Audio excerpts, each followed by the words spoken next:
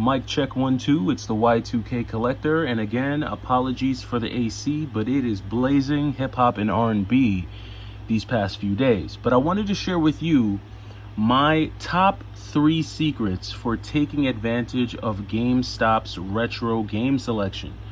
Now, I've gotten a lot of comments over the videos that I've put out over the past couple days, just highlighting some of the retro finds and retro pickups that I've been able to get from GameStop.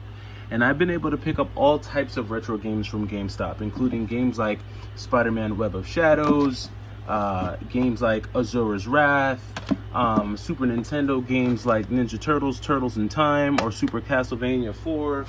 I've also been able to take advantage of games like Super Mario Party, the original, on N64.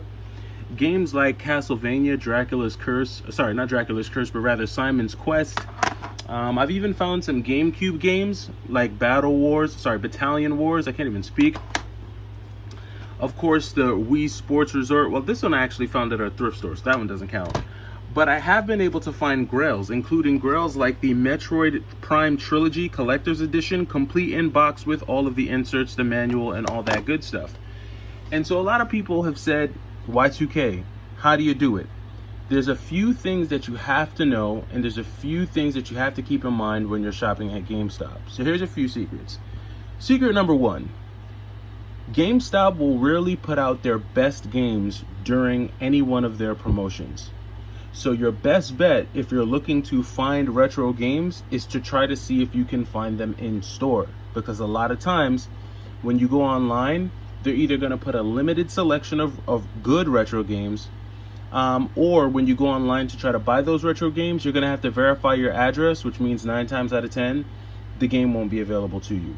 So you have to keep certain things in mind during their promotions. And I guess the overarching first secret that I'll share is you have to temper your expectations. You have to go into the game knowing that GameStop isn't trying to make it easy for you to get good deals. They're not going to make it easy for you. You have to be savvy.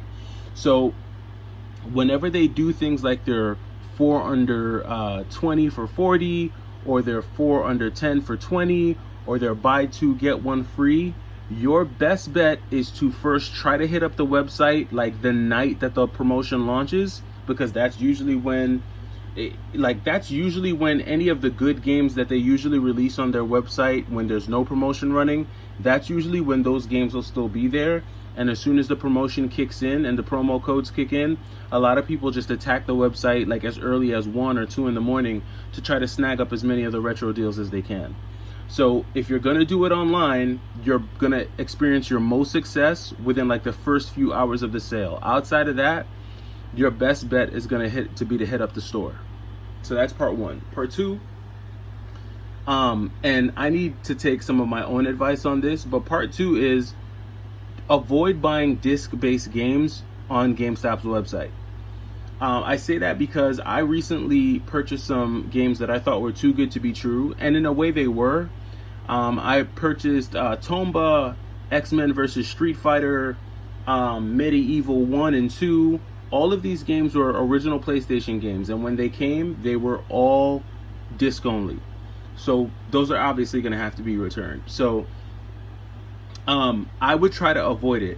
When buying games on GameStop's website, I would tend to stick with more cartridge-based games like Super Nintendo games, or I would try to stick with NES games, N64 games that you're comfortable buying and collecting loose cart. I would try to stick with those, because if you go with those, the worst that could happen is that you get a game that's just where the label's not in good condition. And that seldom happens. I haven't had that happen to me a ton on GameStop's website. However, you do have to be careful that they don't send you a fake cartridge, because GameStop is known to not being able to check all of the cartridges they get to ensure that they're real. So that would be thing number 2. So secret number 2 is avoid disc-based games when buying from GameStop's website. And secret number 1 is manage your expectations. Know that they're not going to make it easy for you to get the deal. And then secret number 3, and this is something that I've seen a lot of people say on YouTube, the power of the ask. They talk about the power of the ask. I think you have to know when to use that and who to use that on, right? Because if you go to every single GameStop and you don't read the room and you're not like paying attention to the person who's behind the desk to gauge like if they're going to be cool or not, sometimes asking what they have in stock will just, or what, asking them what they have behind the drawer is just going to make them shut down. It honestly, that question makes some employees not want to help you. Why? I don't know. I do not know. But what I would do is, before you ask about games behind the counter or games that are in the drawers, I would first go into the GameStop, look at the games that they have there. If you do not see a section dedicated to retro games, or if you don't see at the very least Xbox 360 or PS3 games or Wii games, I would first start off by asking where their Xbox 360, PS3, and Wii stuff are. I would just say, hey, do you guys keep your Xbox 360 or PS3 stuff out on the floor? And let them show you where the stuff that's on the floor is. Now, typically you can tell, or I've gone to GameStop enough to be able to tell if they've got good stuff there based on what's on the floor. So what do I mean? Like, if I go to a GameStop and I see that they've got some decent PS3 games, some decent Xbox 360 games, and maybe they have one or two like really lame PlayStation 2 games, that tells me that someone probably recently traded something in, and they may have more games on trade hold, or they may have more games behind the counter that they just weren't able to scan in yet.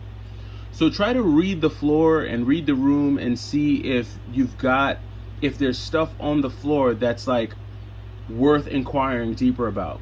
Now, if you're able to engage the person that's at the store in your search for like 360 games that are out on the floor, as you have the conversation about what they currently have in stock that you can see, I would try to casually slip in, hey, by the way, do you guys have anything else behind the register that just hasn't made it to the floor yet? That, I think, is a more approachable way of doing it, as opposed to just going straight into GameStop and saying, hey, can I see what you have behind the counter? Believe it or not, for some employees, that's going to be a real turnoff, and they're going to be like more inclined to say no. Just because they're going to assume that you're either A, a reseller, B, someone who watches just way too much YouTube. They're just going to, they like, GameStop employees aren't dumb. They're on YouTube as well, and a lot of GameStop employees are collectors themselves. So they're going to know, like, okay, if you come straight in asking for like GameCube and DS stuff, they're going to know, okay, this person's a reseller. And believe it or not, some of them might say no so that they can check the inventory themselves and see if there's a game that they didn't realize came in. Because that has happened to me as well. There have been times where I've gone into GameStop and I'll ask for a game that they have on the floor. And like, I remember one time I went into GameStop. This happened to me a couple times. So there was one time I went into GameStop and they had, because they usually just keep the cases on the floor. But they had the Kirby's Air Ride for the GameCube with the manual in the case. So when I brought it up to the register and I said, hey, I'd like to purchase this game. I didn't even ask if they had it. I just, hey, I'll take this one. I could see on the person's face that they didn't realize. They were like, we had this? And they actually said it out loud. They were like, we had this? Oh man, I didn't even know we had this. And I could tell the whole time that they were going to get the disc and ringing me out, I could see that they were like a little annoyed that they didn't see it on the floor first. I guess they had just come in for their shift and they hadn't really looked around, so they didn't realize that it was there. The same thing happened to me once when I purchased a copy of Mario Party 6. And the same thing happened to me when I bought a copy of Shadow Hearts on the PlayStation 2. Sometimes the employees, they just don't realize what's on the floor, especially if they're just like coming and going. They may not be paying attention. And when you bring a game to the register, or if you ask for a game that's behind the register that they didn't realize was there, sometimes they'll hate. Now, that doesn't happen all the time, because sometimes you have employees who are awesome and they just bring stuff to you. Like, for instance, I had gone in recently to buy a bunch of 360 games, and while the girl was looking for the games to put in the cases, she pulled this out and she was like, you wouldn't be interested in this by any chance, would you? And I was like, sure, let me take a look. And sure enough, it was Metroid Prime Trilogy, and they had it there for roughly around $59, which for this game, which normally goes for around $120 when it's complete, that was a really good deal. So, it just depends on where you go. But again, my three things would be Set your expectations. Avoid disc-based games from online. Only go for the cartridges. And when there is a promotion, do your best to shop in store as much as possible. And ask for what's behind the counter, but do it in a subtle way. Don't just bum rush the store and say, "Show me what you got behind the counter."